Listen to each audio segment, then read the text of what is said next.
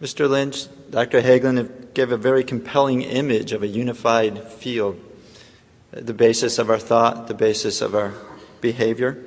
And these compelling images have concrete reality in the functioning of our brain. Because the quality of the functioning of your brain determines the quality of the functioning of your mind. If you want a creative mind, you need a creative brain. If you want a calm, alert mind, you need a restful, alert brain.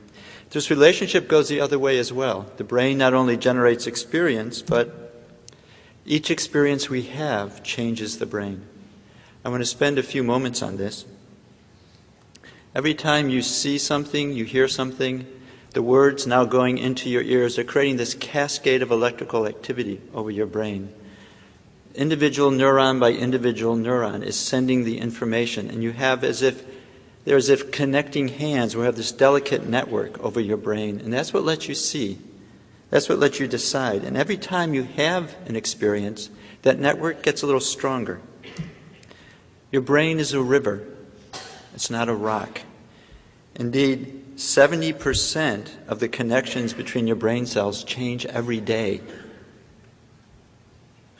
What we have here is an example of two dendrites. Dendrites are where one cell takes in information. And these little bumps that you see here are called dendritic spines. This is where one neuron is communicating with this neuron. Now, you have 100 billion neurons in your brain. Each one gets input from about 10,000 other neurons every second. You can imagine getting 10,000 phone calls a second and trying to integrate it together into one coherent output. That's the life of your brain cells. And what they do, I guess, for self-preservation is they're constantly changing. They're creating connections, losing connections. What we'll be doing here is showing you a movie, 8 successive slides, which shows the connections in this one area over 8 successive days. So everyone can see? Yeah, here we go.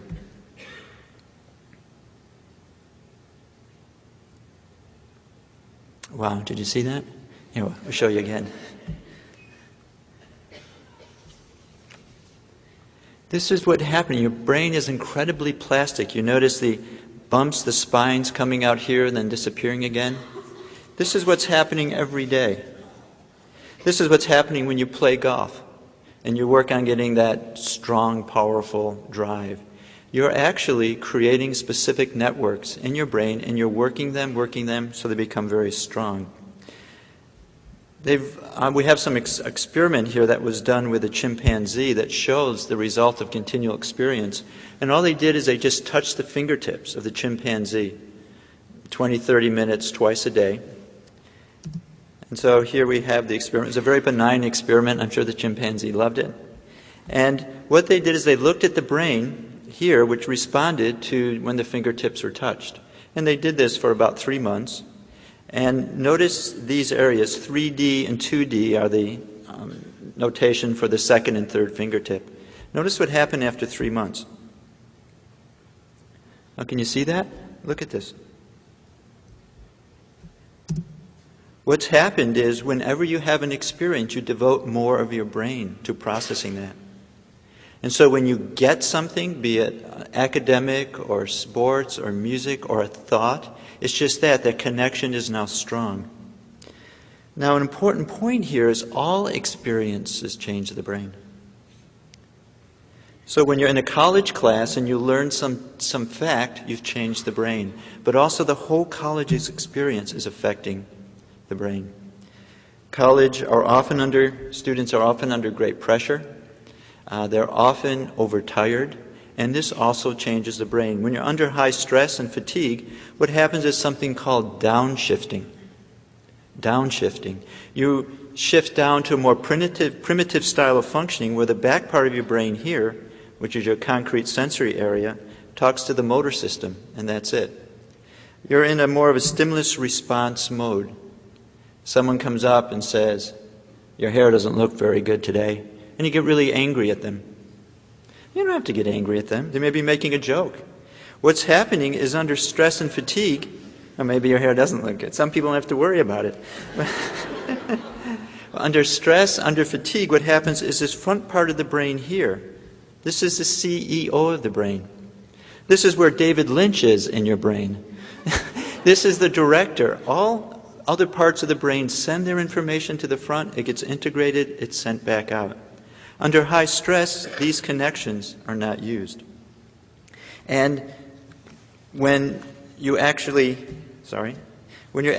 have connections of this part of the brain and someone comes up and makes a comment about your hair, you say, oh, you didn't get a good sleep last night, or it's a joke, or he thinks I'm somebody else.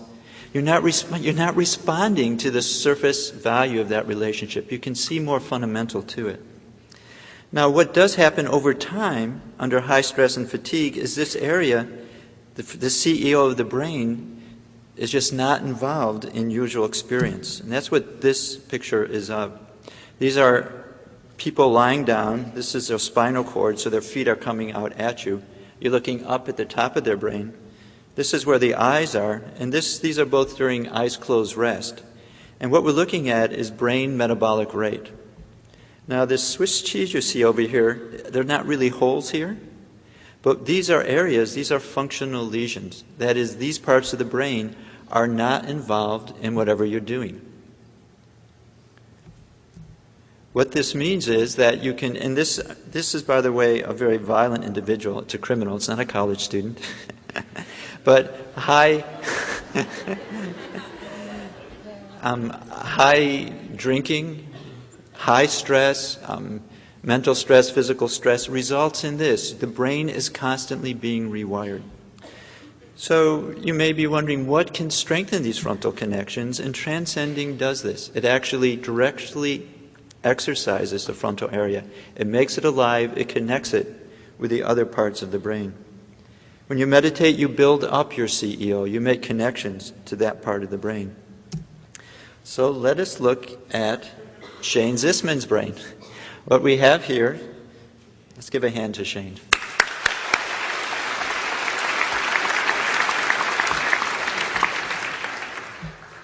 What we have here is a blue stretch cap. In the blue stretch cap are specific sensors, and they're taking the electrical activity of the brain.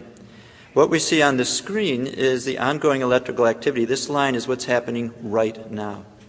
And now these big peaks here are when he blinks. Can you blink, Shane? There we go. Thank you. So this is the left front, this is the right front, and these are the ones in between. Now, we're seeing his brain in Technicolor, but his brain's not really functioning in Technicolor. But here we have a brain laughing. So what we'll do is we'll bring up one sensor, and we'll just look at this. We'll first bring up one sensor in the front, and we'll have him sit with eyes open, eyes closed, so you can get a feeling for how the brain waves are changing. Then we'll have him meditate, and you can just see the difference then. Now, this is what the brain looks like when you're looking out at 1,200 people looking at you. The brain is very active. It's processing all these shapes, people, etc., the lights. And so you see this very fast activity here. This is 1 second, so this is about a 20 cycles per second wave. It's called beta activity. And this is what happens when the brain is actually processing. Many different parts of the brain are working very quickly, but they're not in coordination, so they don't line up. Let's get a second channel here. This channel will be in the back. And now, Shane, you can close your eyes.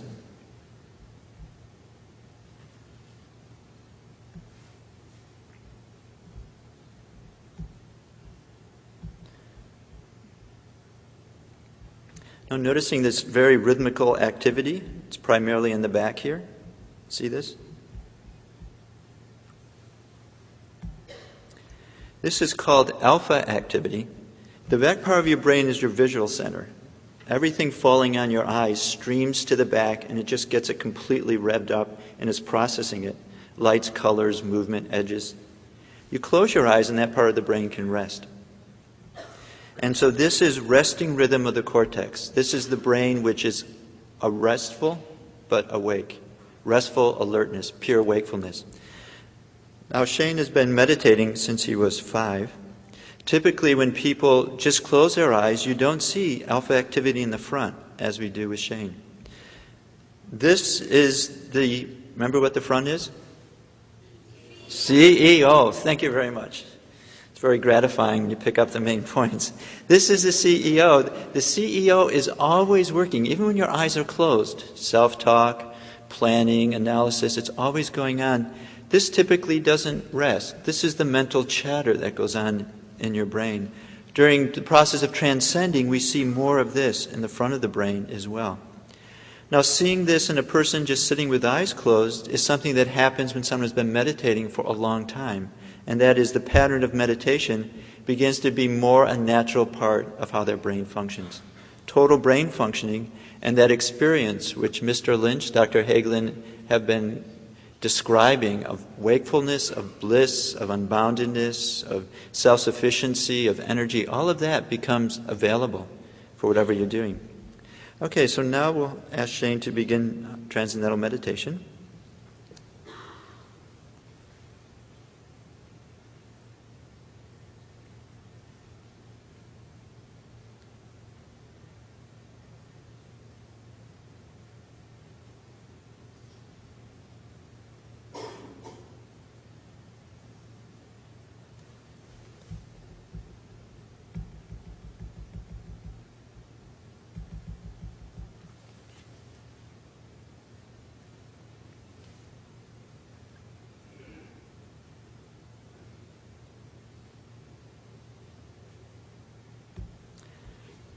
Now what we see here is quite remarkable. You don't typically see this. If there's any EEG people in the audience, I'm sure you're saying, where is that coming from?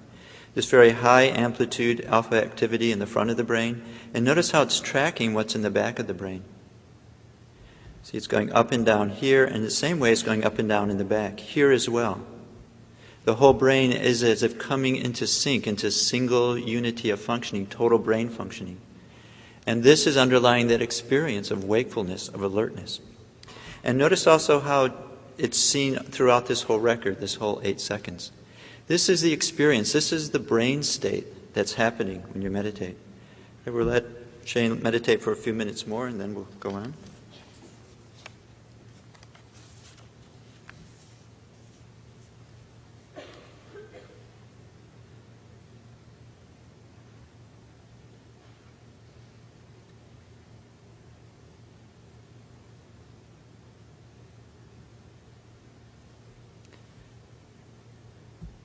Now you know that this cycling here, there's much more of this global alpha. Here it goes away, here it comes back again.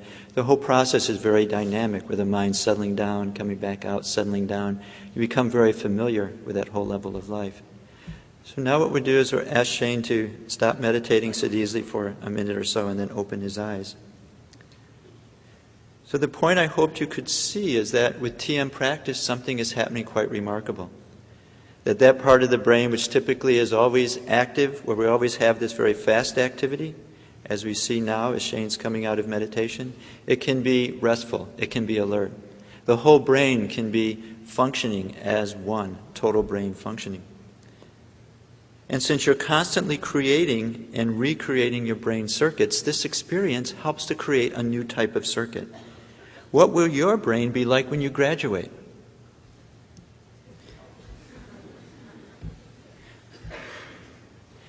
We've created a brain integration report card to try to quantify that. This report card is asking, what is the impact of your total college experience?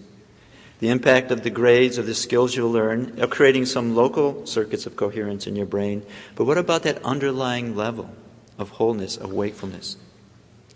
The total brain functioning complements your academic report card. So I'd like to leave you with one thought. This is going back to the Wizard of Oz motif. Here we have the Wizard of Oz rewarding to this scarecrow. Remember what the scarecrow wanted? He wanted a brain. And remember what he did? He sacrificed himself, being burned to death and brought off by the monkeys and the straw being torn off, all of that for a brain. And look what he gets. A piece of paper. So what I say to you is, don't be content with just getting a piece of paper from your college degree.